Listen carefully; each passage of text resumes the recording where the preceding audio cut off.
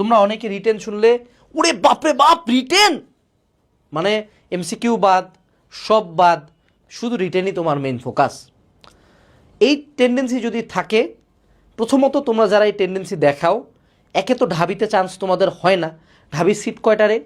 ঢাবির seat হলো প্রায় 2000 বা 3000। এই 2000-এর বাইরে 28000 সিট হলো বাইরের, ঠিক আছে? গুচ্ছ বা অন্যান্যগুলা মিলায় 20,000 সিট আছে, ওগুলাতে কি রিটার্ন আসে? সো যে রিটার্ন নিয়ে পাগল হইতেছো সেটি মাত্র 2টি ইউনিভার্সিটিতে আসে।